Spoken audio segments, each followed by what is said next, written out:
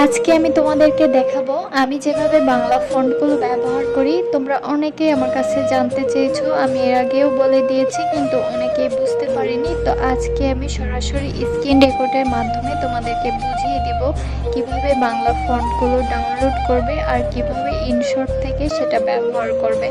তো ভিডিওটি মনোযোগ সহকারে দেখবেন, বুঝতে পারবে। তো চলো আমি কিভাবে বাংলা ফন্টগুলো ডাউনলোড করি স্ক্রিন রেকর্ডের মাধ্যমে দেখিয়ে দিচ্ছি। গুগলে চলে যাব, তারপর বাংলা ফন্ট লিখে সার্চ করব। প্রথম যে ওয়েবসাইটটা আসবে লিপিঘর, এখানে চলে যাব।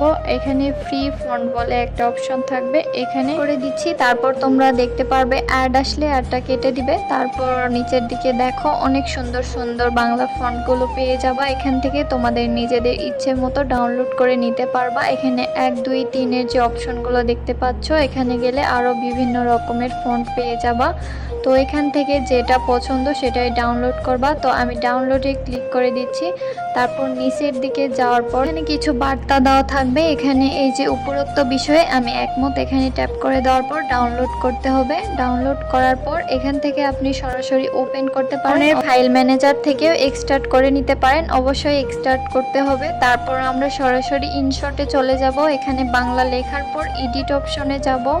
তারপরে এখানে দেখবেন তীর চিহ্নর মতো যে অপশনটা, এখানে যাবেন। তারপর ডাউনলোডে যাবেন। এখান থেকে আপনি যে লেখাটা ডাউনলোড করেছেন এখান থেকে অ্যাড করে নিতে পারবেন। তারপর আর অ্যাড করতে হবে না, একবার অ্যাড করলে এখান থেকে বারবার অ্যাড করতে পারবেন। এগুলো আমার আগে থেকে অ্যাড করা ছিল। তো আপনাদের কাছে আমার এই ভিডিওটি কেমন লাগলো অবশ্যই জানাতে ভুলবেন না।